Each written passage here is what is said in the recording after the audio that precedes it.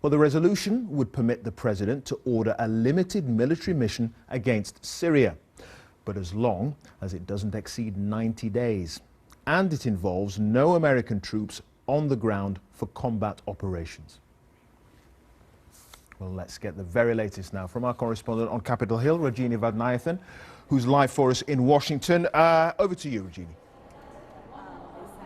Yeah, so the Senate Foreign Relations Committee just passed that resolution. What I should add that we're just hearing is that there was an amendment added to it, which was authored by Senator John McCain and Senator Coons, and that included the authorization of the arming of Syrian opposition groups. And that was a big debate today in the committee, because Senator McCain has long believed that that needs to be done as part of a long-term strategy with the civil war in Syria.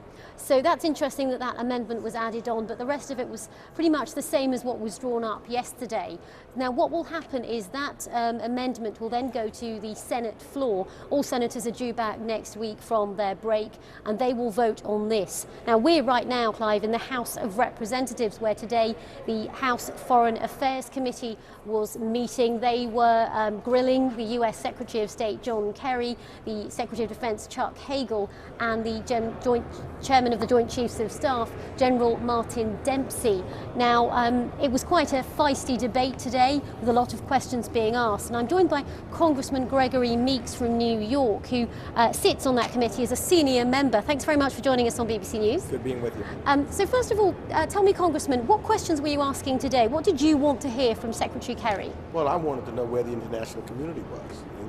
You know, Secretary Kerry had indicated that the international community was watching what we were doing. Well, you know, there was an international violation of the utilization of chemical weapons.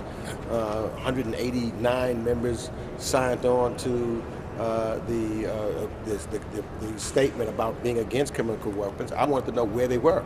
Why are they just watching the United States of America? The United States is willing to do their part to make sure that chemical weapons are not being utilized. And if we want to authorize the United States to go further, then we need it to be an international coalition. And so where is everyone else? So, Congressman, people are saying that the credibility of the United States is at stake here. Is that something you believe? No, I believe the credibility of the international community is at stake. The United States have stated clearly that they are ready to step up and do what's necessary to make sure this is not done again.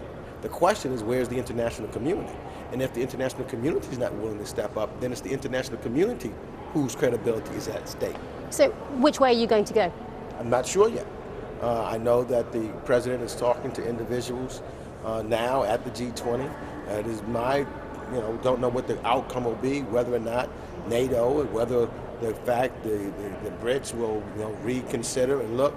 So I don't know where I'm at right now, but I do think that it needs to be an international response to an international violation of the use of chemical weapons. And if some believe that it was not utilized by the Syrian government, etc., then I would like to know what evidence they have to say that it did not occur or was not utilized or ordered by the Syrians. So you buy into some of the intelligence that you've seen. You've obviously been to classified briefings and been party to that. But what are your constituents saying? Because that's one of the questions we're asking a lot of congressmen here. What are the letters and emails saying? Well, most of my constituents are saying not to go. But by and large, some of it is because of what took place in Britain. Mm-hmm. And they want to know what evidence that the Brits came up with to say that they weren't ready to go. And that has caused them to have some doubt in their mind based upon what took place in Iraq. I'm sure like many of the British citizens. So that's why I think there needs to be further dialogue and conversation there.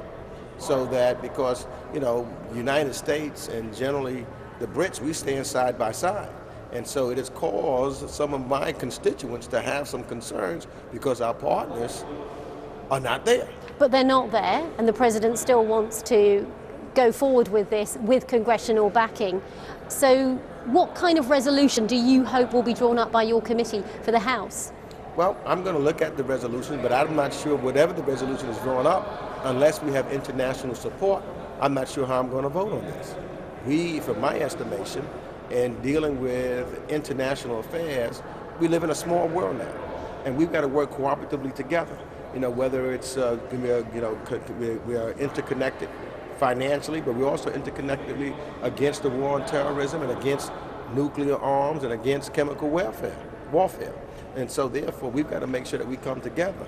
And so I don't want everyone to say, United States, you go do this, and then the United States becomes isolated outside of the rest of the world, because the rest of the world didn't do anything, but they stood by and just watched and said, you go do it, you go do it. Okay. So I'm not sure where my vote's going to be until I see where the international community is going to be.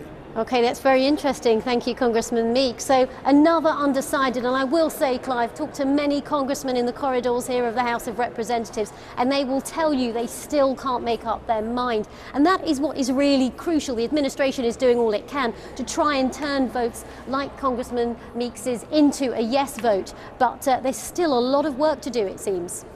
Indeed. Rajini Vaidyanathan live on Capitol Hill. Thanks, Rajini.